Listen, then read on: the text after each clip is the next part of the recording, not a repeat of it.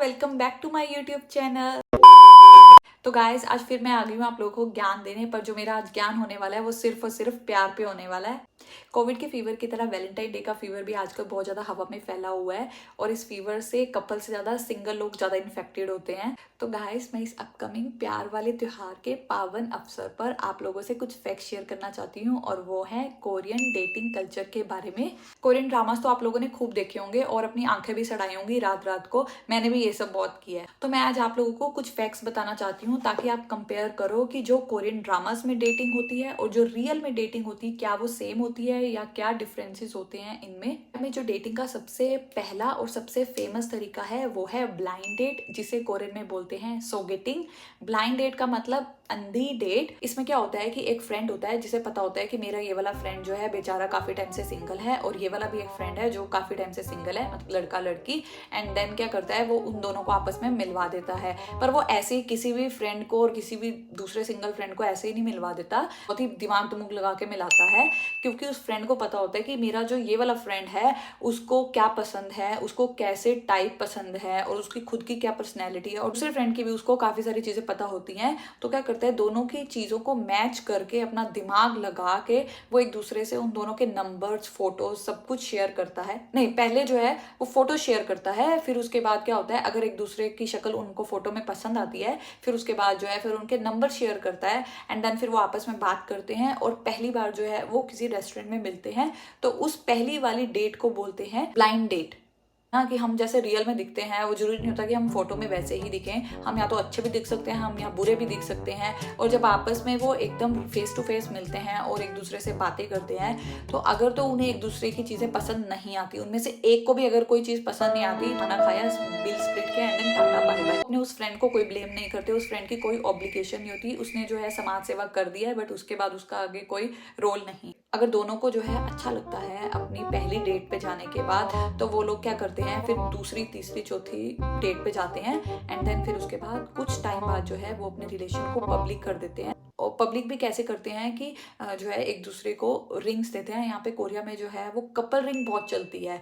Couple ring का मतलब ये नहीं कि उनकी एंगेजमेंट हो गई है, कपल रिंग मतलब इन द सेंस कि वो जो है ऑफिशियली अब अपना जो है वो लाउड स्पीकर लेके सबको बता सकते हैं, अपने मोहल्ले वालों को, अपने रिश्तेदारों को, अपने घर वालों को, अपने पड़ोसियों को, किसी को भी वो बता सकते हैं कि हाँ हम जो है अब कमिटेड हैं।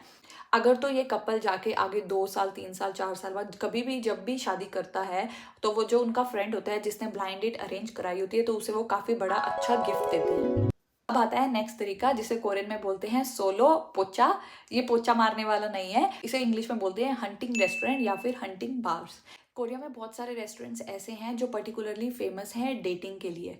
इसमें क्या होता है कि कोई भी लड़का जो सिंगल होता है अपने जो दूसरे सिंगल फ्रेंड्स के साथ जो है वो उस रेस्टोरेंट में जाता है। अकेला नहीं जाता पर अपने 2 या 3 या 4 कुछ ऐसे फ्रेंड्स के साथ उस रेस्टोरेंट में जाएगा। और जो सिंगल लड़की है वो भी अपनी फ्रेंड्स के साथ जो है उस रेस्टोरेंट में जाती है और वहाँ पे टेबल्स पे बैठते हैं, अलग अलग टेबल्स पे बैठ जाते हैं।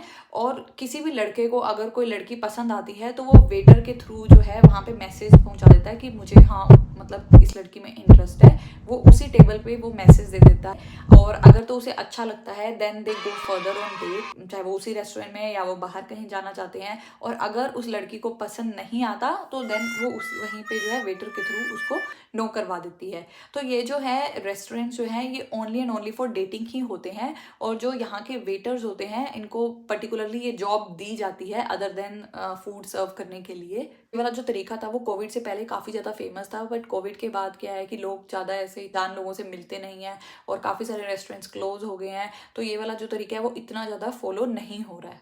इस तरीका है ऑनलाइन डेटिंग। कोविड के बाद जो है ऑनलाइन डेटिंग काफ़ी ज़्यादा फेमस हो गई है और कुछ ऐप्स हैं पर्टिकुलर जो यहाँ पे लोग ऑनलाइन डेटिंग के लिए यूज़ करते हैं। पर जो ऑनलाइन डेटिंग के थ्रू जो लोग मिलते हैं वो इतना ज़्यादा एक दूसरे को सीरियसली नहीं लेते, they more take it as a casual dating.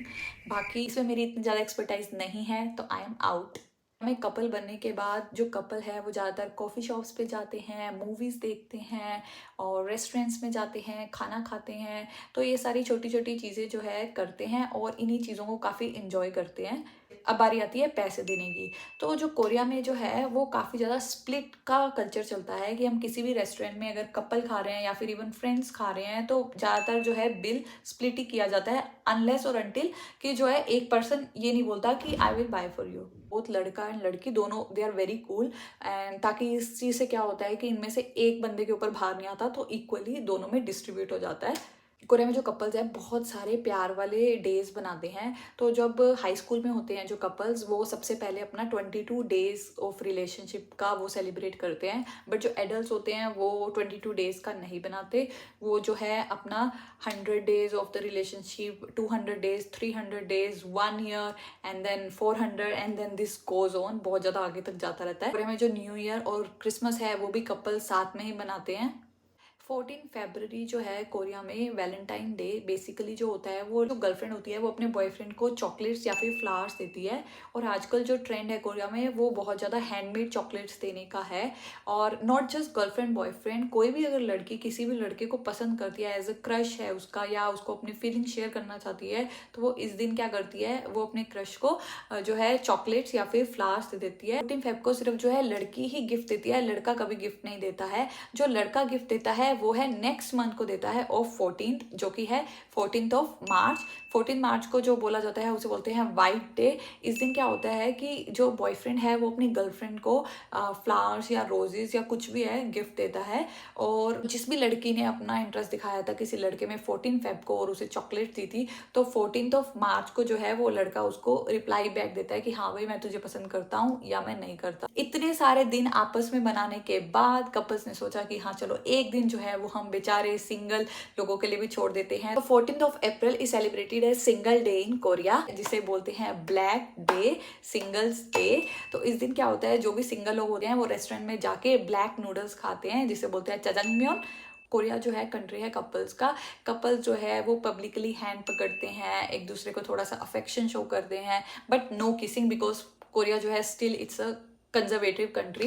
Western countries जैसी ये चीज़ें एक्सेप्ट नहीं करता है। हाँ, मैं बात कर रही थी सिंगल लोगों की, तो वो बस वो ऐसे जो है जलते रहते हैं, सड़ते रहते हैं, और उन लोगों के लिए जो है लाइफ थोड़ी सी मुश्किल हो जाती है। लास्ट बात करती हूँ शादी की। कोई भी जो कपल होता है who are in relationship for 2 years 3 years, तो वो शादी तब करते हैं जब वो फाइनेंशियली स्टेबल होते हैं। स्टेबल का मतलब होता है कि यहाँ पे खुद का घर खरीदना, चाहे वो EMIs पे खरीदते हैं या फिर अपना खुद ही लमसम लेते हैं, बट जब उनका फाइनेंशियली वो स्टेबल होते हैं, उनके पास एक अच्छी जॉब है, एक घर है, तो वो शादी के लिए प्रिपेयर्ड होते हैं। फैमिली को जो है इतनी प्रॉब्लम नहीं होती कि जो भी वो चूज़ करते हैं, अनलेस कोई फॉरेनर से शादी करनी हो तो शायद से उनको फैमिली को जो है थोड़े से इश्यूज हो सकते हैं, but it is also case by case. Normally जो है कोरियन पेरेंट्स जो हैं इजीली एक्सेप्ट कर लेते हैं। मुझे ना एक कमेंट आया था कि दीदी मेरी भी शादी करा दो किसी कोरियन लड़के से। एक्चुअली मुझे बहुत सारे ऐसे कमेंट्स आते हैं कि हमें भी एक कोरियन ओप्पा बनवा दो, हमें भी कोरियन बॉयफ्रेंड बना दो, या फिर हमें भी कोरियन लड़के से शादी करवा दो। क्योंकि मैं ना एक एजेंसी खोल देती हूँ जिसमें मैं कोरियन ओप्पा बॉयफ्रेंड या फिर हस्बैंड ढूंढवाऊंगी लोगों को, एंड मुझे लगता है कि ये काफ़ी चलने वाला है मेरा आइडिया। समझ रहे हो? तो गाइज ये था मेरा लेक्चर। आई होप आप लोगों को मेरी जो है इन्फॉर्मेशन समझ आ गई हो एंड आपने जो है कुछ चीज़ें इंजॉय की हो, और आई होप आपको इनमें से कुछ जो चीज़ें हैं वो न्यू लगी हो। And I want to say you guys happy valentine's day in advance. Bye bye, I love you, enjoy.